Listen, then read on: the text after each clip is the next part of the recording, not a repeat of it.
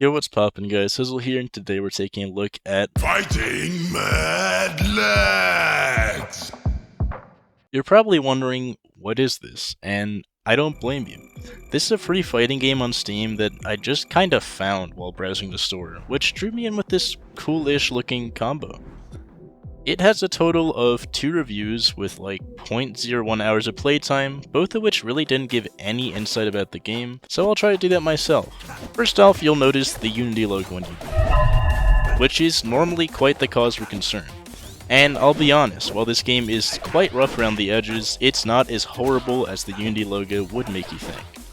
It's a very simple fighting game that is quote-unquote easy to learn according to its Steam page. And while it is very easy to learn some basics, it's pretty hard to actually figure out all the various controls, because the game just doesn't tell you them. From what I can tell, this game has a handful of simple yet relatively fun mechanics. Just like most other fighting games, you can move around the stick, press A to jump, B or Y to attack, X for a special move where you kind of flail in any direction, mainly used to recover, the small right trigger for a projectile, and the big right trigger to twirl in the air for some reason. You can also do dash attacks with either the normal attack button, or yet again, you can do some kind of handstand kick thing if you use the twirl button. This control scheme is partially good, but definitely does feel a bit off for quite a lot of the moves. It's very unfortunate that you can't actually see or change your controls at all, as I feel like especially just seeing what all the different possible inputs are would be a really good improvement to this game. On the plus side though, the attacks in this game flow really well. Knowing absolutely nothing about this game, I feel like I had a pretty easy time connecting strings of attacks on my opponent, but that was hindered by the movement a bit.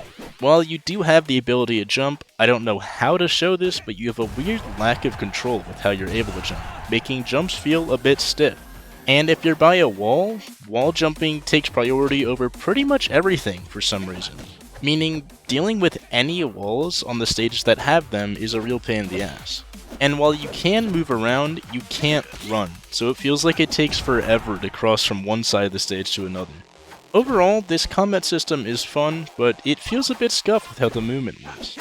I think if the developers ever come back and update this game, that it has quite a lot of potential to be really fun, but in its current state, it's only fun for a very short experience. This game also has a few game modes. Area Overload, which is essentially King of the Hill.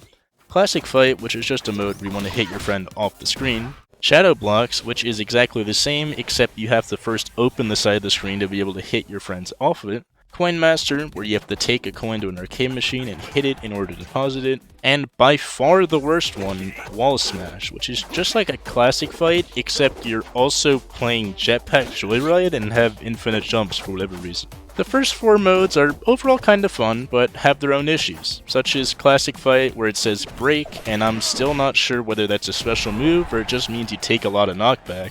And in Coin Master, where the coin and machine can spawn by one person, making it virtually impossible for them not to get points. However, these games aren't nearly as bad as the Jetpack Joyride-like mode. This game mode clearly had little effort put into it. Things will constantly lag across the screen, push you as you respawn, it's far too easy to die, and overall, it's significantly less fun than the other available modes.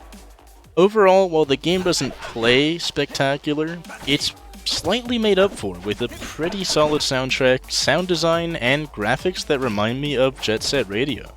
Other than that really buggy Jetpack Joyride mode, there was nothing that visually looked bad, and the game always sounded good. The other issue that this game has is on top of the controls not being customizable, there's not even really that much other customization either.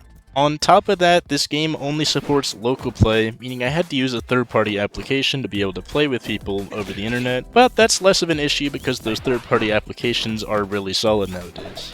All in all, this game was pretty fun to play for the hour that I did, but it probably would not have been fun that much longer. It has a good amount of gameplay issues between movement, game modes, and lack of settings and controls. It might be fun to pick up yourself to play once or twice, but unless it's fixed, it's very much a game that you play once, late at night, and then never again. Although this is partially excusable because it's free to play at the end of the day. 1 out of 5.